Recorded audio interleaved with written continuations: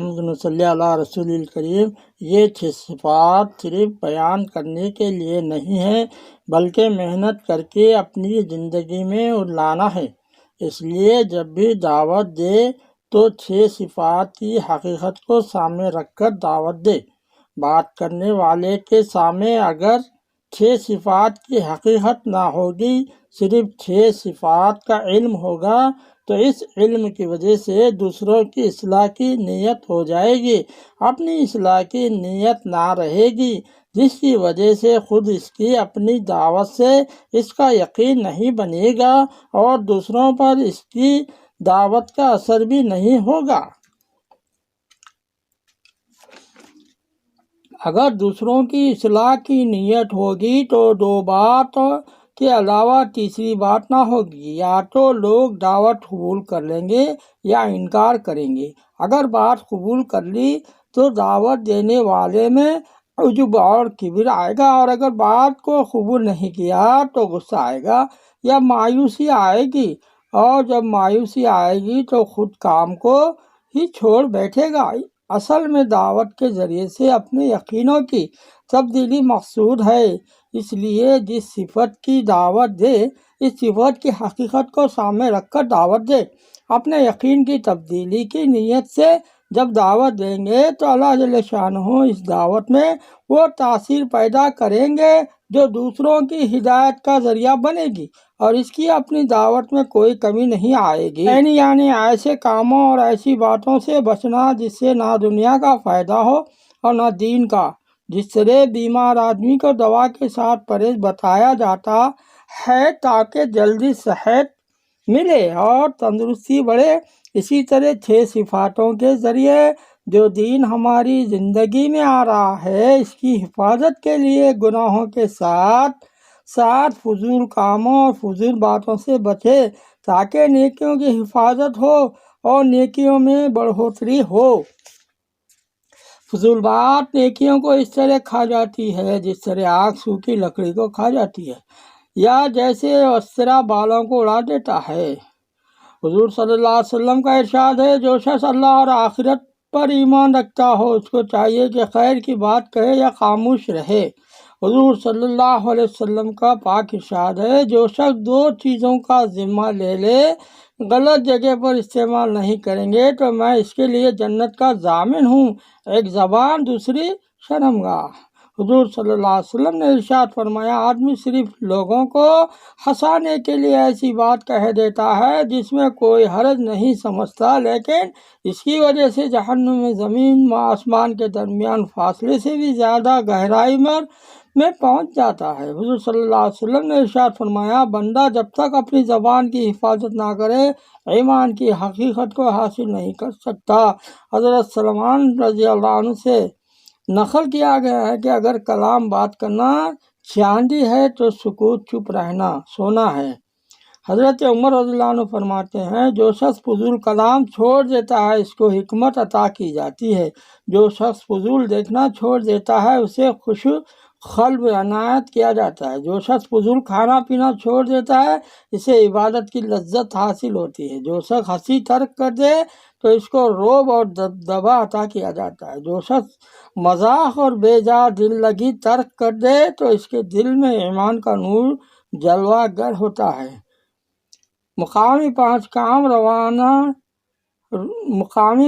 کام روزانہ کے 3 کام۔ کسی بھی ایک نماز کے بعد مسجد وار جماعت کے ساتھ اپنی ذات سے لے کر اپنے گھر، اپنی بستی اور پورا عالم بلکہ قیامت تک آنے والے انسانوں کی زندگی میں 100% دین حقیقت کے ساتھ کیسے آ جائے اس کی فکروں کو لے کر مشورے میں بیٹھنا، تقاضوں کو سوچ کر جانا اور اپنے ذمے جو بھی تقاضا آئے اس کو پورا کرنے کی نیت سے مشورے میں بیٹھنا، گزشتہ کل کی کارگزاری لینا اور آئندہ کل کی تقاضوں کو بانٹنا اور کم سے کم وقت میں اس کام کو پورا کرنا، مسجد کی آبادی کے لیے اور مشورے کے تقاضوں کو پورا کرنے کے لیے 2.5 گھنٹے فارغ کرنا، جس میں 3 عمل یعنی تعلیم اور استقبال کے ساتھ گھر گھر کی ملاقات کرنا، جس میں اس بات کی فکر کرنا کہ گھر کے سب لوگ نمازی بن جائیں، سب کی نماز صحیح ہو جائے،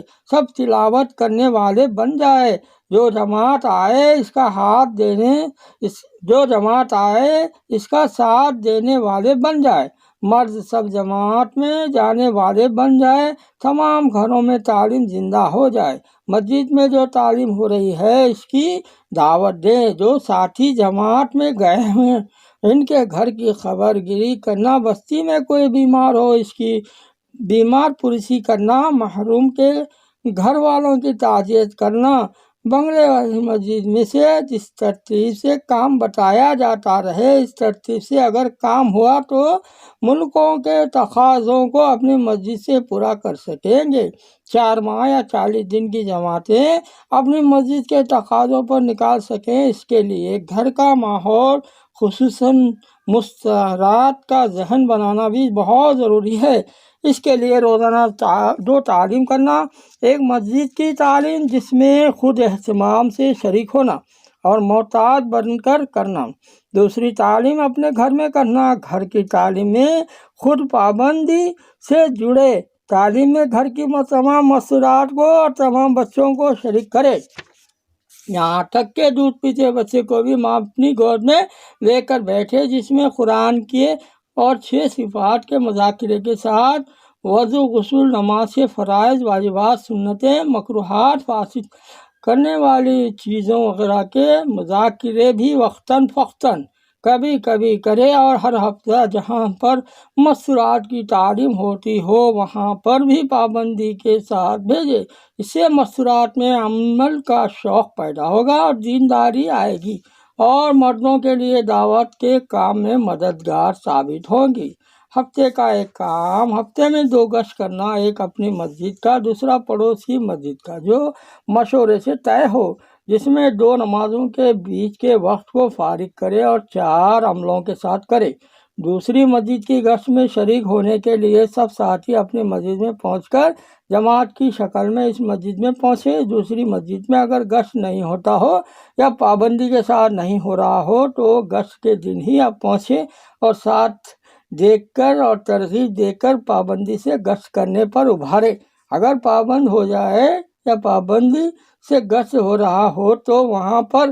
گشت کے دن نہ جائے بلکہ گشت کے دن کے علاوہ دن کو جا کر ان کو ساتھ لے کر گشت کے تمام امور خود کر کے بتایا جائے، جب سیکھ جائے تو دوسری مسجد طے کرے۔ مہینے کا ایک کام، 27 دن محنت کر کے 3 دن کی اپنی جماعت خود بنائے اور ہفتہ طے کر کے مشورے سے آس پاس کی میں جہاں جانا طے ہوا ہو اللہ کے راستے میں نکل جائے، تاکہ 27 دن میں جو غفلت اور گندگی دل میں پیدا ہوئی ہے وہ نکل جائے اور دل پھر سے بندگی کے قابل ہو جائے، اور اسی کے ساتھ ساتھ آس پاس کے گاؤں کی فکر بھی ہو جائے، اور انہی فکروں کی بنیاد پر اللہ جل شانہ ہر سال 4 ماہ 40 دن کے لیے ملک اور بیرون ملک میں جانے کی توفیق کے ساتھ ساتھ اسباب بھی پیدا فرما دے۔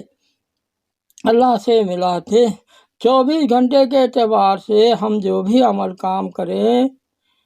اگر اس عمل کو اللہ کے حکم کے مطابق اور حضور صلی اللہ علیہ وسلم کے طریقے کے مطابق اور اللہ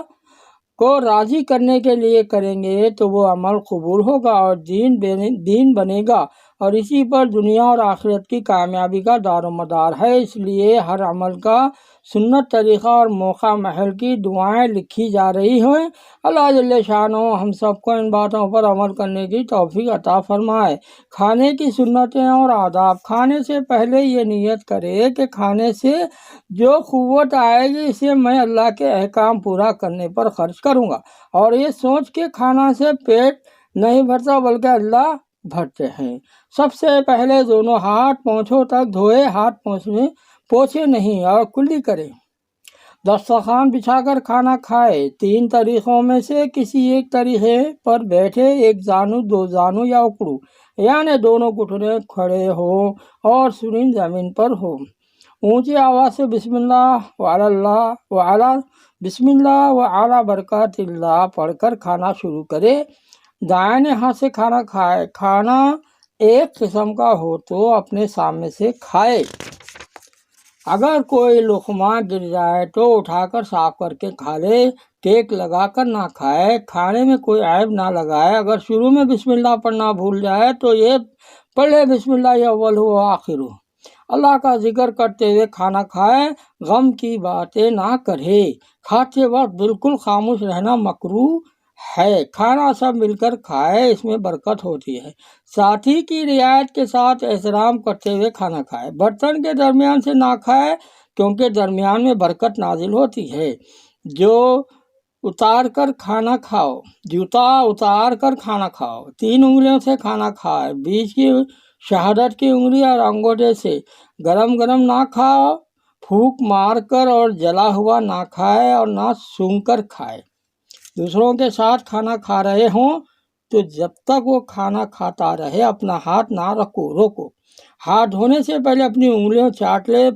پہلے بیچ کی، پھر شہادت کی، پھر انگوٹھا۔ پہلے دسترخوان اٹھایا پھر اٹھے۔ جب دسترخوان اٹھنے لگے تو یہ دعا پڑھے، الحمدللہ حمدن کثیرا طیبا مبارکا فی غیر